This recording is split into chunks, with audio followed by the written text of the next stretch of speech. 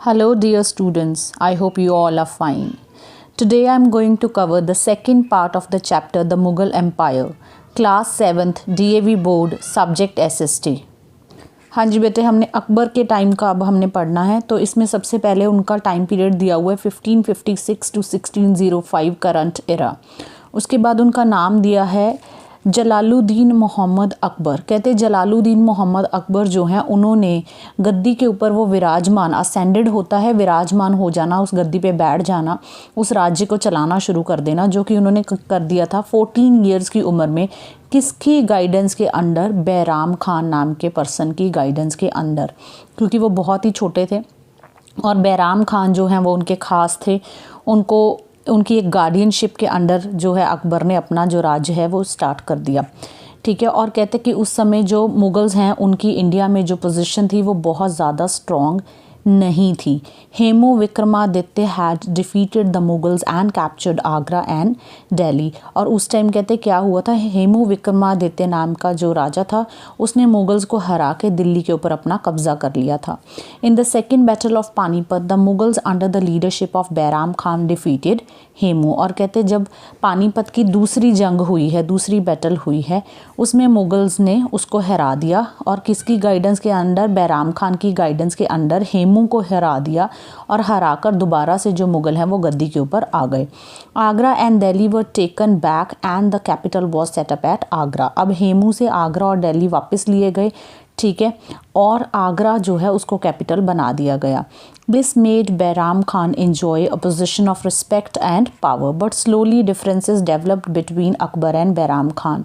ठीक है। अब जब ये वाली जीत उनकी हुई सेकेंड बैटल ऑफ पानीपत वाली, तो उसके बाद बैराम खान जो है उनको एक बहुत ही अच्छी पोजीशन, रिस्पेक्ट और पावर वाली मिल गई। लेकिन with the passage of time धीरे धीरे क्या हुआ कि अकबर और बैराम खान के बीच में डिफरेंसेस आ गए। ठीक है। और वो एक दूसरे से दूर हो गए। दूर हो गए का मतलब मेंटली दूर हो जाना। ठीक है। In 1560 Bairam Khan was force to go on a pilgrimage to Mecca but was assassinated on the way. अब मेंटली तो वो दूर हुए ही थे, मेंटली तो आपस में उनमें फ़र्क आ गया था, यानी डिफरेंसेस हो गए थे उनके थिंकिंग प्रोसेसेस के। तो 1560 में बैराम खान को फोर्स किया गया कि वो मक्का चले जाएं। ठीक है। फोर्सफुली उनको मक्का भेज दिया गया। सबको मालूम है कि जो मुस्लिम्स हैं वो अपनी लाइफ में एक बार मक्का मदीना ज़रूर जाते हैं।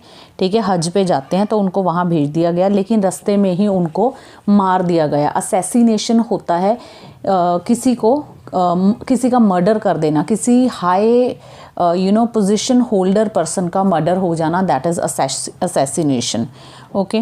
Under Akbar the Mughal empire stretched from Kashmir in the north to Godavari river in the south and from Afghanistan in the west Bengal to in the east.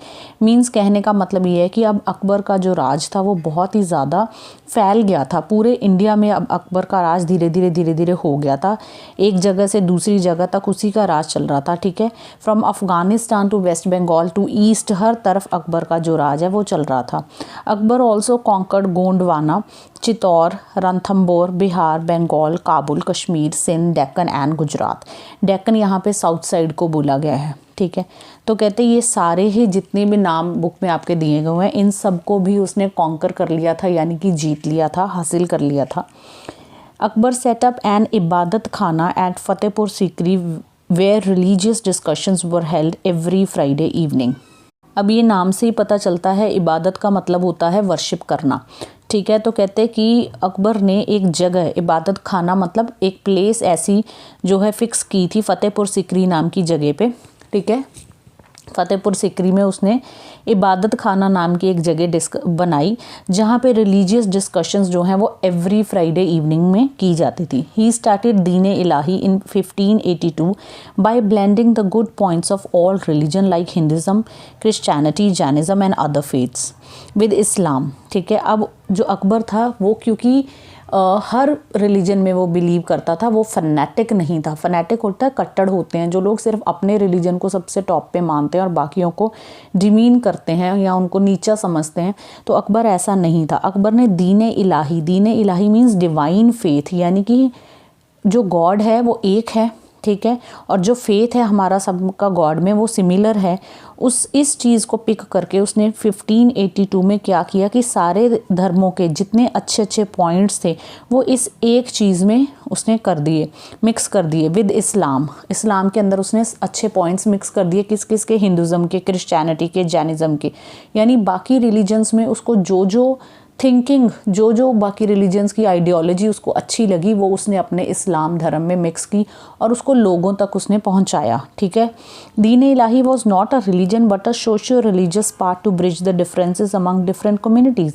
अब दीन इलाही अपने आप में कोई धर्म नहीं था, ठीक है, वो क्या था, वो एक सोशियो रिलीजियस पाथ था, कि वो सिर्फ एक रिलीजियस पाथ था ताकि जिसमें सारे धर्म आपस में मिलजुल के रहें और उनके आपस में जो डिफरेंसेस हैं वो कम हो जाएं। एक तरह की एक आइडियोलॉजी थी, एक थिंकिंग थी कि हर धर्म के अंदर कुछ ना कुछ अच्छा होता है और सारे धर्मों की जो अच्छी बातें हैं उनको एक साथ लेकर चलना, उनको मानना, दैट इज़ दीन इलाही।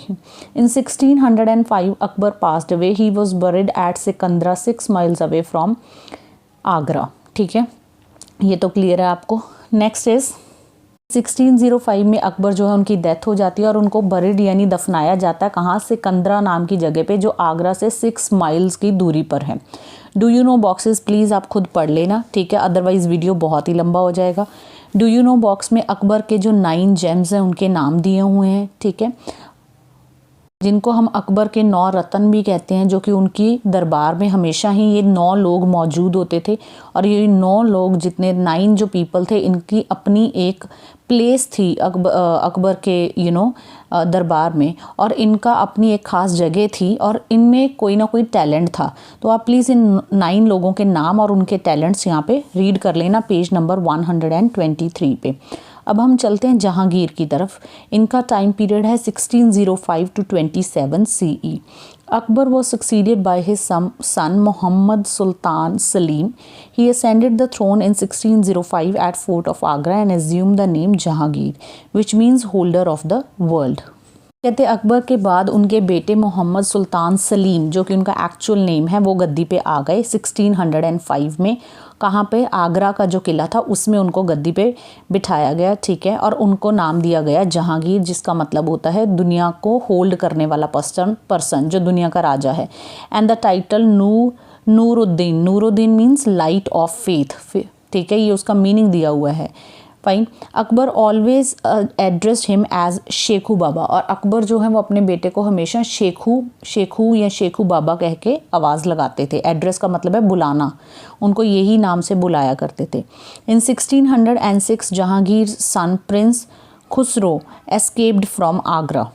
अब कहते हैं 1606 में जहांगीर के जो फर्दर आगे उनके जो बेटे थे जिनका नाम खुसरो था, वो आगरा से एस्केप हो जाते हैं, वो वहाँ से भाग जाते हैं और जहांगीर उनको फॉलो करते हैं और उनको एक बैटल, जो कि बैटल ऑफ भैरोवाल है, उसमें उनको हरा देते हैं, डिफीट कर देते हैं। As many nobles were trying to make Khusrau the emperor in place of Jahangir. क्योंकि ऐसा क्यों होता है कि बाप बेटे में वो जंग क्यों होती है?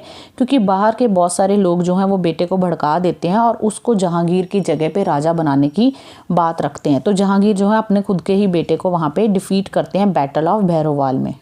अब जहांगीर जो है अपनी जितनी टेरिटरी है, अपना जो एरिया है, जो उनकी किंगडम है, अपनी सारी टेरिटरीज़ को सेफ करते हैं, उनको प्रोटेक्ट करते हैं, उनको और ज़्यादा सिक्योर करते हैं और एक एडमिनिस्ट्रेटिव सिस्टम को डेवलप करते हैं, बनाते हैं, जो कि उनके फादर ने यानी कि अकबर ने बनाया था। ऐसा एक एडमिनिस्ट्रेटिव सिस्टम बना देते हैं, ठीक है, ताकि उनके जो राज्य में ये घुसपैठ हो रही थी, जो बाहर के लोग अंदर राज्य को ख़राब करने की कोशिश कर रहे थे, वो ना हो। The court culture of the Mughals flourished under his rule. अब कहते हैं कि कोर्ट का जो कल्चर था, कोर्ट का कल्चर क्या होता है कि उनके दरबार के अंदर का जो डेली का कल्चर था, जो रूटीन था, वो जहांगीर के अंडर ही बहुत अच्छा फ्लरिश हुआ। फ्लरिश होता है किसी चीज़ का बहुत ही अच्छे वे में डेवलप होना, आगे बढ़ना। He had a keen interest in gardens. Mughals painting reached its zenith during his time. अब कहते हैं कि जहांगीर का गार्डन्स में बहुत ज़्यादा इंटरेस्ट था, उन्हें गार्डनिंग पसंद थी। ना सिर्फ मतलब उनको एक्चुअली गार्डनिंग नहीं पसंद थी, उनको गार्डन्स बहुत ज़्यादा पसंद थे, लश ग्रीन गार्डन्स उनके फेवरेट थे, ठीक है। और इस टाइम पे जो पेंटिंग्स थी वो भी बहुत ज़्यादा बनी, इट मीन्स वो एक आर्टिस्टिक नज़रिए के पर्सन थे। और पेंटिंग जीनत पे पहुंची, जीनत होती है कि बहुत हाइट्स पे पहुंची, यानी कि पेंटिंग्स का जो लेवल था वो बहुत अप गया उस टाइम। ही मैरिड नूर जहाँ, अब उनकी शादी हुई नूर जहाँ से, जिसका नूर जहाँ का मीनिंग दिया हुआ है लाइट ऑफ द वर्ल्ड, और अगर आप ऊपर देखोगे इनके खुद के नाम का मीनिंग था लाइट ऑफ फेथ, ठीक है। Jahangir restarted the war with Rajputs, the Afghan amirs of Bengal oppose the authority of the Mughals. अब कहते हैं कि जहांगीर का जो लड़ाइयाँ थी, जो वॉर थी, वो राजपूट्स के साथ दोबारा स्टार्ट हो गई। बंगाल के अफगान आमिर थे, उन्होंने भी मुगल्स का जो राज था उसको अपोज किया, वो उसके अगेंस्ट हो गए। The disturbance in the Deccan could not be control, Deccan is south India वाला जो साइड है वो मैंने बताया आपको, कहते वहाँ पे भी बहुत ज़्यादा डिस्टर्बेंस हो गई और उसको कंट्रोल करना मुगल्स के लिए मुश्किल हो गया। Jahangir died in 1627 due to excessive drinking and his son Shahjahan succeeded the throne. अब कहते जहांगीर बहुत ज़्यादा शराब पीने की वजह से उनकी डेथ हो गई 1627 में, और उनके बाद जो गद्दी पे राजा आए हैं वो हैं उनके बेटे शाहजहां, ठीक है। और शाहजहां का तो हम सबको मालूम है कि उन्होंने ताजमहल बनवाया था, उसकी वजह से उनका नाम एटलीस्ट सब लोगों को मालूम है। नेक्स्ट है शाहजहां का टाइम पीरियड, दैट इज 1628 से लेके 58 CE तक। Khurram the third son of Jahangir took the title of Shahjahan, his mother was the daughter of Uday Singh the ruler of Jodhpur. अब कहते हैं शाहजहां जो है, जो उनका नाम है खुर्रम, जो उनका एक्चुअल नेम होगा, तो शाहजहां कहते गद्दी पे आ जाते हैं। And his mother was the daughter of Uday Singh the ruler of Jodhpur, और उनकी जो मदर है, शाहजहां की जो मदर है वो उदय सिंह, डॉटर ऑफ उदय सिंह की बेटी थी, जो कि जोधपुर के रूलर थे। अब ये हम सबको मालूम है कि ये जो राजा थे मुगल, इनकी बहुत सारी शादियां हुई होती थी, ठीक है। ढेर सारी इनकी शादियां भी होती थी, बहुत सारे ऐसे रिलेशंस में भी ये होते थे जहाँ शादी नहीं भी होती थी, और काफ़ी सारे इनके बच्चे भी। अगर आप गूगल करोगे तो यू विल सी मतलब काफ़ी सारे इनके उन्होंने रिलेशंस वहाँ पे बताए हुए हैं, काफ़ी सारे इनके जो इश्यूज़ हैं वो वहाँ पे बताए हुए हैं। तो ये इन्होंने बताया कि जो जहांगीर हैं उनकी जो मदर थी वो एक हिंदू थी, ठीक है। वो उदय सिंह नाम के जो राजा हैं जोधपुर के, उनकी बेटी थी। Shahjahan had to face the rebellion of Jujhar Singh, a Bundela chief, and Jahan Lodi N Afghan chief. अब कहते हैं शाहजहां हैं, उनको किसकी तरफ से रिबिलियन झेलना पड़ा, यानी किसकी तरफ से, जिसको हम कहते हैं कंपटीशन या लड़ाई या जो बैटल है इनके टाइम पे, वो झेलना पड़ा जुजार सिंह की तरफ से, जो कि बुंदेला नाम की जगह है, वहाँ के चीफ थे। और जहां लोदी जो कि एक अफगान चीफ थे, उन दोनों ने मिलके वो शाहजहां के अगेंस्ट होते हैं। Under Shahjahan the Deccan policy of the Mughals entered a new phase. अब कहते हैं शाहजहां की जब रेन चल रही है, जब उनका राज्य चल रहा है शाहजहां का, तो उनके अंडर जो डेक्कन पॉलिसी थी मुगल्स की, उसका एक नया दौर शुरू हो गया, एक नया फेज शुरू हो गया। अब डेक्कन पॉलिसी थी क्या? डेक्कन पॉलिसी थी टू इंक्रीज देयर एम्पायर, ठीक है, अपनी एम्पायर को और ज़्यादा बढ़ाने के लिए, जो कि हर राजा करता था उस टाइम, उसको बढ़ाने के लिए उन्होंने एक डेक्कन पॉलिसी बनाई थी, ठीक है। और उस पॉलिसी का एक नया फेज जो है वो शाहजहां के टाइम पे स्टार्ट होता है। He annexed Ahmadnagar and Daulatabad. Annex means to take control of another country, यानी कि उसका भी कंट्रोल अपने हाथों में ले लिया, उसको कैप्चर कर लिया, अहमदनगर और दौलताबाद को। He force the rulers of Bijapur and Golconda to accept his supremacy. और बीजापुर और गोलकोंडा के जो राजा थे उनको वो फोर्स करता है कि उसको सुप्रीम राजा समझा जाए। अब आपकी बुक में ढेर सारी जगहों के नाम हैं, आप इन जगहों को गूगल करके आज के जो इंडिया के मैप में देख सकते हो। In 1636 Shahjahan retired to Agra and appointed Aurangzeb as the governor of Deccan, ठीक है। शाहजहां जो है वो कहाँ चले जाते हैं? आगरा चले जाते हैं खुद 1636 में, और औरंगजेब जो उनके आगे बेटे हैं उनको डेक्कन साइड के जो हैं वो गवर्नर बना देते हैं। The Mughal empire reach its greatest prosperity during the rain of Shahjahan. Rain का मतलब है राज्य। अब रेन वर्ड में जी साइलेंट है, REIGN, रेन, यानी शाहजहां के टाइम में कहते जो मुगल्स हैं उनको बहुत ज़्यादा तरक्की मिली, बहुत ज़्यादा प्रॉस्पेरिटी मिली, उनकी शान और शौकत बढ़ी। His ministers were efficient and able. He was an orthodox Muslim but was fair to non-Muslims. अब कहते हैं उनके जो मिनिस्टर्स थे वो बहुत एफिशिएंट थे, बहुत काबिल थे, अपने काम में वो माहिर थे। दो शाहजहाँ जो थे वो एक ऑर्थोडॉक्स मुस्लिम थे, अपने ही धर्म को सबसे ज़्यादा इंपॉर्टेंस देते थे, लेकिन नॉन मुस्लिम लोगों के साथ, हिंदूज़ हो गए या किसी और धर्म के, क्रिश्चियंस हो गए या जो भी धर्म उस टाइम था, उन धर्मों को भी वो निगलेक्ट नहीं करते थे, ना ही उनको परेशान करते थे। खुद वो मुस्लिम धर्म को बहुत मानते थे लेकिन बाकी धर्मों को भी परेशान नहीं करते थे, उनकी भी रिस्पेक्ट करते थे, उनके साथ भी उनका ट्रीटमेंट फेयर ही था। He increase the magnificence of the court, ठीक है, अपना जो उनका दरबार है उसको भी उन्होंने, उसकी मैग्निफिसेंट मीन्स उसकी जो शान और शौकत है उसको बढ़ाया उन्होंने, ठीक है। The peacock throne, the Taj Mahal at Agra, the red fort and Jama Masjid in Delhi and numerous other works of art and architectures testify his wealth as well as his aesthetic sense. अब कहते हैं कि उस टाइम पे अगर आप देखो तो शाहजहाँ ने ऐसी ऐसी चीज़ें बनवाई है जिससे आपको पता चलेगा कि उसके पास वेल्थ भी बहुत थी, पैसा भी बहुत था और एस्थेटिक सेंस भी थी। एस्थेटिक सेंस होती है जब आपके अंदर एक आर्टिस्टिक सेंस होती है कि किसी चीज़ को किस तरह से एडॉन किया जाए, डेकोरेट किया जाए कि वो और ज़्यादा सुंदर लगे, ठीक है, तो उसको हम कहते हैं एक एस्थेटिक सेंस का होना। तो उसने ऐसी ऐसी चीज़ें बनाई, पीकॉक थ्रोन बनवाया, यानी कि एक उसने राजगद्दी पीकॉक थ्रोन के उस स्टाइल में बनवाई, ताजमहल बनवाया, रेड फोर्ट उसने बनवाया शाहजहाँ ने, जामा मस्जिद जो दिल्ली में है वो उसने बनवाई, उसके अलावा और बहुत सारे ऐसे आर्टिस्टिक मॉन्यूमेंट्स, ठीक है, उसने बनवाई, जिससे पता चलता है कि उसके पास पैसा और आर्टिस्टिक समझ जो है, एस्थेटिक सेंस जो है, ठीक है, जिससे मतलब जिसको हम कहते हैं खूबसूरती की सेंस होना, कि पता होना कि ये चीज़ खूबसूरत है, इसको और खूबसूरत कैसे किया जाए, वो उसके अंदर बहुत ही ज़्यादा थी। He is known as an engineer king, और कहते हैं कि पॉपुलरली उनको एक इंजीनियर किंग कहा जाता था। तो ये क्वेश्चन आपको पेपर में आ सकता है, ठीक है। ही वॉज एन एक्सीलेंट कैलीग्राफिस्ट, और एक्सीलेंट कैलीग्राफिस्ट थे मीन्स कि उनकी जो हैंड राइटिंग थी वो बहुत ज़्यादा सुंदर थी। कैलीग्राफी आप समझते हो, जो बहुत ही अच्छे तरीके से लिख सकते हैं in a very decorative way. Calligraphy आपने देखा होगा, हमारे स्कूलों में कैलीग्राफी के कॉम्पिटिशन्स होते रहते हैं।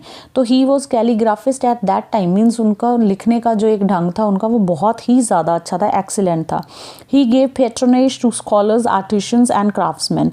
पेट्रोनेज होता है फाइनेंशियल हेल्प करना, फाइनेंशियल सपोर्ट करना। तो कहते हैं उन्होंने उस टाइम के जो स्कॉलर्स थे, जो आर्टिशंस थे, जो क्राफ्टमैन थे, स्कॉलर्स होते हैं विद्वान, आर्टिशंस आपको पता है जो आर्टिस्ट होते हैं, और कई तरह के, खाली पेंटिंग वगैरह वाले आर्टिस्ट हैं, there are many type of artist.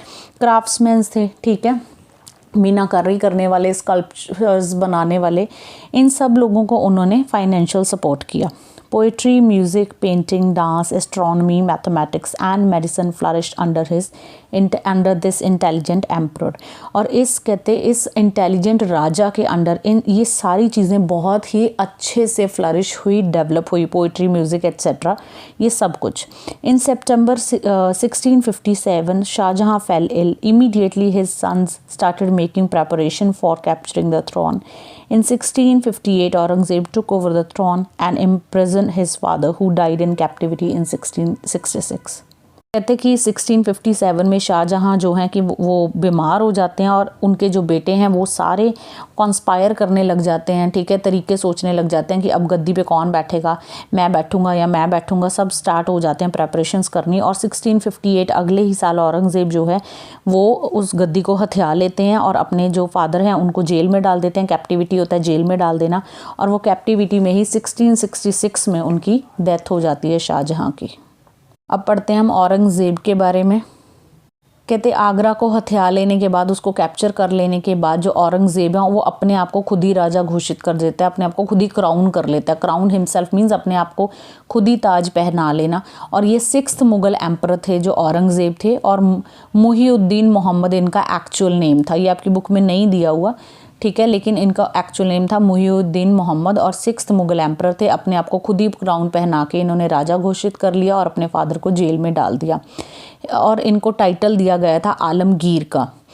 He abolish the inland duties and octroi to please his subjects. Subject होते हैं प्रजा, जो इनकी जो प्रजा थी, जो पब्लिक थी उस टाइम पे, जो इनके राजा की जो प्रजा होती है, उनको खुश करने के लिए इन्होंने तरह तरह के जो टैक्सेस थे उनको हटा दिया था। इनलैंड टैक्सेस होते हैं, ठीक है, इनलैंड ड्यूटीज़ मीन्स टैक्सेस होते हैं वो हटा दिए, ऑक्ट्राय होता है जो चीज़ों के ऊपर ड्यूटीज़ लगी होती हैं वो भी हटा दिया। और इसका मीनिंग आपकी बुक में भी at the end of the chapter दिया हुआ कि दोनों तरह के टैक्सेस होते हैं सिर्फ लोगों को खुश करने के लिए। ही वॉज अ मुस्लिम फनेटिक, देखो वर्ड आ गया, फनेटिक मीन्स कट्टर होते हैं जो सिर्फ अपने ही रिलीजन को सबसे ऊपर मानते हैं। तो क्योंकि ये बहुत ही ज़्यादा कट्टर मुस्लिम थे, ठीक है, और इन्होंने बाकी धर्मों को परेशान किया था उस टाइम, और बाकी सारे रिलीजन्स को इन्होंने टॉलरेट नहीं किया था, जिस वजह से लेटर ऑन लोग इनको नापसंद करने लग गए थे, डिसलाइक करने लग गए थे, ठीक है। He discontinued the practice of inscribing the kalima on the coins and abolish the celebration of the new year day. और कहते हैं कि इन्होंने सिक्कों के ऊपर जो कलीमा लिखा जाता था उस प्रैक्टिस को भी बंद करा दिया। कलीमा क्या होता है कि इस्लामिक रिलीजियस मैसेजेस होते हैं, ठीक है, जैसे कोई गुरु हमें कोई सर्मन करता है, कोई अच्छे मैसेजेस देता है और उनको कहीं ना कहीं गवर्नमेंट लिखवा दे ताकि वो मैसेजेस लोगों तक पहुँचें, तो वो कॉइन्स के ऊपर लिखवाए जाते थे, उनको कलीमा कहते थे। वो इन्होंने बंद करवा दिए थे ताकि वो सिर्फ मुस्लिम लोगों तक पहुँचे, बाकियों तक ना पहुँचे। और जो न्यू ईयर का जो सेलिब्रेशन होता था वो भी इन्होंने बंद करा दिया था। कहते हैं कि इनके समय में सीजलेस वॉर्स हुई थी। सीजलेस होती हैं जिनको रोका ना जा सके, अनस्टॉपेबल वॉर्स हुई, ढेर सारी वॉर्स हुई, क्योंकि राजा बहुत ही कट्टर राजा थे, बड़े क्रूअल किस्म के थे, तो हर किसी के साथ इनकी प्रॉब्लम थी, ठीक है। और इनके टाइम में कहते हैं कि बहुत सारे रिवॉल्ट्स हुए, बहुत सारी बैटल्स हुई। राजपूत्स जो हैं वो इनके लिए बहुत ज़्यादा हार्मफुल साबित हुए। राजपूत्स का शुरू से ही मुगल्स के साथ जो है वो बैटल्स रही हैं, ठीक है। और जो मराठास थे उस टाइम पे वो भी बहुत पावरफुल थे, क्योंकि मराठास का जो राजा थे वो थे शिवाजी, और शिवाजी जो है बड़े पावरफुल राजा थे। औरंगजेब जो हैं उन्होंने अपना एक पर्सन था सियास्ता खान, उसको गवर्नर ऑफ बंगाल, ठीक है, वो थे द गवर्नर ऑफ बंगाल, उनको शिवाजी के अगेंस्ट उन्होंने भेजा कि तुम जाओ और शिवाजी को डिफीट करके आओ। तो जो सियास्ता खान है वो खुद ही डिफीट हो जाते हैं, शिवाजी को डिफीट करने गए। अब औरंगज़ेब जो है वो बड़ी चालाकी से शिवाजी को आगरा बुलाते हैं कि आप आगरा आइए, हमने आप बैठ के बातचीत करनी है। लेकिन जब शिवाजी आगरा चले जाते हैं तो वो वहाँ उनको कैदी बना लेते हैं, उनको जेल में डाल देते हैं, जहाँ से शिवाजी जो है किसी तरह से मैनेज करते हैं, भाग जाते हैं, एस्केप हो जाते हैं। एस्केप इज़ टू भाग जाना फ्रॉम द प्रिजन। कहते सब लोग जो हैं मराठा, जट, सिख, जितने भी उस टाइम पे धर्म के लोग थे, जो राजा थे, वो सारे औरंगज़ेब के ख़िलाफ़ हो जाते हैं और औरंगज़ेब को ज़रा भी रेस्ट इन पीस यानी चैन से बैठने नहीं देते। अब औरंगज़ेब जो हैं उन्होंने गुरु तेग बहादुर जी, जो सिख धर्म के गुरु थे, उनको मारा था। He killed Guru Tegh Bahadur. और उनके गुरु तेग बहादुर जी के जो बेटे थे गुरु गोबिंद सिंह जी ने फिर वो उनका बदला लेते हैं मुग़ल से और औरंगज़ेब को मारते हैं इन 1707 में, ठीक है। कहते हैं कि औरंगज़ेब ने बीजापुर और गोलकांडा जो कि डेक्कन में है, साउथ साइड में है, उनको दोनों जगहों को कैप्चर कर लिया था। लेकिन क्योंकि वो एक शॉर्ट साइटेड राजा था, शॉर्ट साइटेड पर्सन होता है जो कि दूर के रिजल्ट्स को नहीं देख सकता। जो आज कोई काम करता है और उसके जो फ्रीक्वेंट रिजल्ट्स होते हैं उन्हीं के ऊपर वो डिपेंड हो जाता है। वो ये नहीं सोचता कि मैं जो आज कर रहा हूँ आने वाले समय में उसका क्या असर होगा, ठीक है, उसको हम शॉर्ट साइटेड कहते हैं। और जो पर्सन ये सोचता है कि आज जो मैं करने जा रहा हूँ उसका आने वाले 5 साल में क्या असर होगा, क्या वो अच्छा होगा, क्या वो बुरा होगा, उसको हम विजनरी बोलते हैं। वो एक लॉन्ग साइटेड पर्सन है, वो एक विजनरी है, जो कि औरंगज़ेब बिल्कुल भी नहीं था, ठीक है। ये जो भी करता था उसके जो दूर के रिजल्ट्स हैं उनके बारे में सोचता नहीं था, जिसकी वजह से इसकी जो पूरी एम्पायर है वो बिखर जाती है, इसके आउट ऑफ ग्रिप यानी इसके हाथों से निकल जाती है। और इसके खुद के ही गवर्नर्स और मिनिस्टर्स जो हैं वो इसके खिलाफ हो जाते हैं, क्योंकि वो सोचते हैं कि हम खुद इंडिपेंडेंट रूलर्स बन जाएं। अब कहते हैं कि जो मुगल एम्पायर है सरवाइव की यानी कि बची रही, चलती रही कब तक, 1857 तक, ठीक है, 1857 तक चलती रही। लेकिन उसकी शानो शौकत उतनी नहीं रही। उसके जो रूलर्स थे उनको ईस्ट इंडिया कंपनी, जो कि ब्रिटिश आए थे यहाँ पे, उनकी जो ईस्ट इंडिया कंपनी थी उसने उनको पेंशन देना स्टार्ट कर दिया। राजाओं को अपने अंडर उनको ले लिया, उनका सारा किंगडम्स ले लिया और उनको पेंशन देना स्टार्ट कर दिया कि हम तुम्हें पेंशन देंगे, तुम पेंशन पे ऐश करो, तुम्हें राजगद्दी वगैरह या राज करने की ज़रूरत नहीं है, कि वो ईस्ट इंडिया कंपनी अपने आप इंडिया को संभाल लेगी। 1803 में उनको were the pensioners of east India company. अब कहते हैं जो लास्ट एम्परर था वो था बहादुर शाह जफ़र सेकंड। उसको उसने क्या किया, उसने बगावत कर दी, ठीक है। Had to face a trial for leading the mutiny, mutiny होता है बगावत कर देना। उसने बगावत की 1857 में, किसके साथ, ईस्ट इंडिया कंपनी के खिलाफ बगावत कर दी। और उसको फिर कहाँ भेज दिया गया, उसको कन्विक्ट कर लिया, पकड़ लिया गया। एग्जाइल होता है बनवास दे देना, देश निकाला दे देना, एग्जाइल। और उसको रंगून नाम की जो प्लेस है वहाँ पे भेज दिया गया। और इसके साथ ही जो मुग़ल एम्पायर है उनका जो राज था वो इंडिया में ख़त्म हो गया। लास्ट पार्ट है चैप्टर का, governance under Mughal empire. Mughal empire के अंडर वेरियस जो गवर्नेंस चीज़ें थी वो कैसी रही। सबसे पहला है एडमिनिस्ट्रेशन। सबसे पहले एडमिनिस्ट्रेशन है। एडमिनिस्ट्रेशन जो थी, कहते हैं मुगल्स के टाइम में बहुत ही ज़्यादा अच्छी थी। मुगल्स जो हैं उन्होंने एक बहुत ही यूनिफॉर्म सिस्टम बनाया था। यूनिफॉर्म सिस्टम होता है जिसमें सब अग्री करते हैं। एक बहुत अच्छा एडमिनिस्ट्रेटिव सिस्टम उन्होंने बनाया था जो कि कॉम्बिनेशन था इंडियन और पर्शियन सिस्टम का मिक्स करके, ठीक है। एडमिनिस्ट्रेशन सिस्टम का मीनिंग क्या होता है कि जिसमें मिनिस्टर्स को, ठीक है, पुलिस को, इन सब को एडमिट किया जाता है ताकि वो देश को अच्छे से चला सकें। उसको हम एडमिनिस्ट्रेटिव सिस्टम कहते हैं। कहते हैं इनके एडमिनिस्ट्रेटिव सिस्टम में ये सबसे पहले माना गया कि जो किंग है वो सुप्रीम अथॉरिटी है, किंग की बात जो है वो सारे मानेंगे। फिर इन्होंने स्ट्रॉन्ग आर्मी बनाई, स्ट्रॉन्ग आर्मी में आगे स्ट्रॉन्ग मिनिस्टर्स बनाए।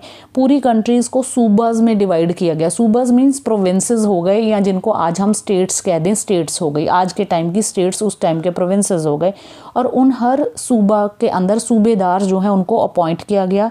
सूबेदार हो गए गवर्नर्स। उसके अलावा दीवान नाम की एक पोजीशन क्रिएट की जो था collector of the land revenue. उसके अलावा कोतवाल की एक पोजीशन बनाई गई जिसको आज के टाइम में हम पुलिस कह देंगे। दीवान को हम डीसी कह सकते हैं आज के टाइम का, ठीक है। तो जो कोतवाल है वो लॉ एंड ऑर्डर देखेगा सिटी में। इस तरह से वेरियस ड्यूटीज़, वेरियस पोजीशंस जो हैं वो लोगों को एडमिनिस्ट्रेटिव ड्यूटीज़ बांटी गई ताकि जो कंट्री है उसको प्रॉपरली, कंट्री तो नहीं कहेंगे, किंगडम कहेंगे उस टाइम की, जो किंगडम है उसको प्रॉपरली चलाया जा सके। अकबर ने, कहते हैं, एक मनसबदारी सिस्टम स्टार्ट किया। सिस्टम का मतलब क्या था? उस सिस्टम का मतलब था कि वेरियस डिफरेंट पोजीशंस, ठीक है, और उन पोजीशंस के ऊपर डिफरेंट लोगों को अपॉइंट करना according to their potential and according to their talent, और उनको फिर प्रमोशंस देना जैसे आज के टाइम में होता है। जैसे आज के टाइम में जो गवर्नमेंट है वो अपने मिनिस्टर्स को अपॉइंट करती है, उनको डिफरेंट पोर्टफोलियोज देती है, डिफरेंट डिपार्टमेंट्स दे देती है। कोई टेक्सटाइल मिनिस्टर है, कोई रेलवे मिनिस्टर है, और जो जैसे जैसे काम करता है उस तरह से उनको तरक्की मिलती जाती है इन अ सिमिलर वे। तो कहते हैं कि उस टाइम पे इस तरह का सिस्टम बनाया गया जिसमें कि ये सारे जो लोग थे, ये जो एडमिनिस्ट्रेशन, सिविल और मिलिट्री, दोनों तरह की एडमिनिस्ट्रेशन के लिए रिस्पॉन्सिबल थे, किंगडम को अच्छे से चलाने के लिए रिस्पॉन्सिबल थे। अब कहते हैं कि अगर सोसाइटी और इकोनॉमी की बात की जाए तो सोसाइटी जो थी वो दो लेवल पे डिवाइडेड थी, दो हिस्सों में डिवाइडेड थी। एक हिस्सा था सोसाइटी का नोबेलिटी, यानी कि बहुत ही अपर क्लास अमीर लोग, ठीक है, जो कि लग्जूरियस लाइफ जो है उसको एंजॉय करते थे। एक हिस्सा था लोअर क्लास लोग जो कि एग्रीकल्चर करते थे और जो बाकी के छोटे मोटे जॉब्स होते हैं सिटी में वो करते थे, और उनकी लाइफ बहुत ज़्यादा अच्छी नहीं थी, उनकी मिजरेबल लाइफ थी, ठीक है। और जो स्टेट की जो इनकम है उसका मेन सोर्स था जो लैंड के ऊपर का जो लैंड टैक्स आता था गवर्नमेंट को, वो मुगल्स को वो उनका सोर्स था, सोर्स ऑफ इनकम, जो गवर्नमेंट को सोर्स ऑफ इनकम था, ठीक है। और जो स्टेट की खुद की लैंड थी, जो गवर्नमेंट की लैंड होती थी, उसको वो खलीसा बोलते थे। उसके अलावा जो मुगल्स थे उन्होंने बहुत सारी इंडियन गुड्स को फॉरेन कंट्रीज़ में एक्सपोर्ट किया था उस टाइम पे भी। एशिया, अफ्रीका, यूरोप में जो हमारे यहाँ की चीज़ें थी, स्पेशली जो फूड आइटम्स थी, वो एक्सपोर्ट होती थी, ठीक है। और हमारा जो बिज़नेस था वो पोर्चुगीज़, डच और इंग्लिश लोगों के साथ था उस टाइम भी।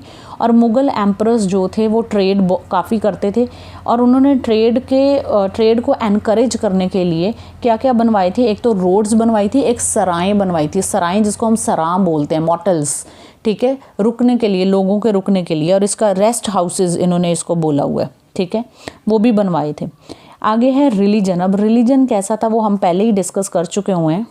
कहते कि जो अकबर थे वो उन्होंने वैसे तो मुग़ल सारे इस्लाम धर्म को फॉलो करते थे, लेकिन जो अकबर थे उन्होंने एक पॉलिसी अडॉप्ट की थी जिसको सुलह कुल कहते थे। सुलह कुल का मतलब होता है कि दूसरे रिलीजन्स को भी टॉलरेट करना, उनको भी इक्वल रिस्पेक्ट देना। तो ये अकबर जो है उन्होंने किया था। उन्होंने बाकी सारे रिलीजन्स को भी इक्वल रिस्पेक्ट दी थी। इबादत खाना बनवाए थे जहाँ पे बैठ के रिलीजियस डिस्कशंस होती थी।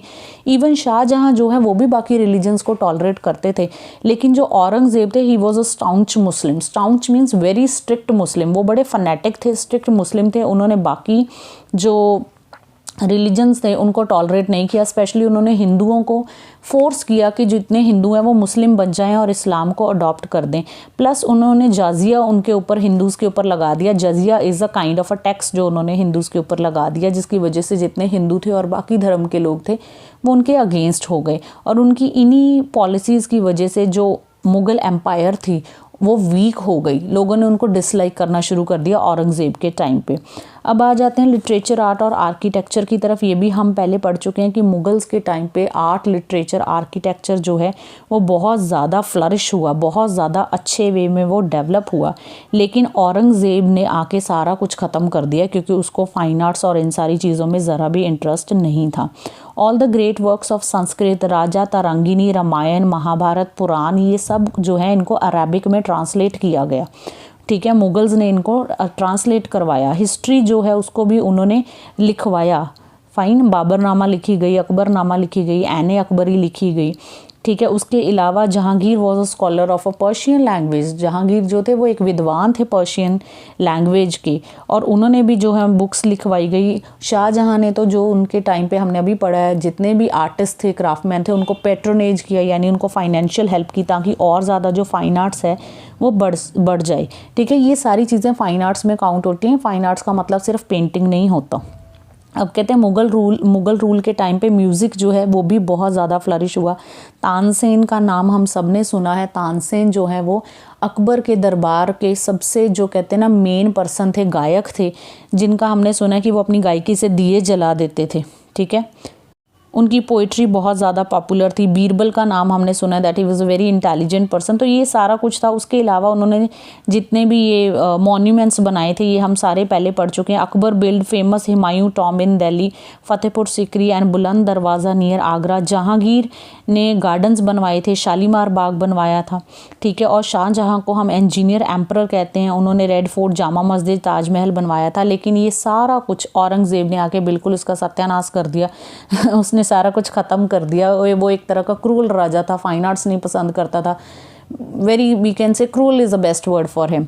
ठीक है, तो इसने आके एकदम से जो मुग़ल एम्पायर है उसका जो है डिक्लाइन स्टार्ट करा दिया। डिक्लाइन होता है नीचे की तरफ एक आना, यानी कि अपनी एक वेल्थ से नीचे की तरफ गिरना, अपने फेम पॉइंट से नीचे की तरफ आना।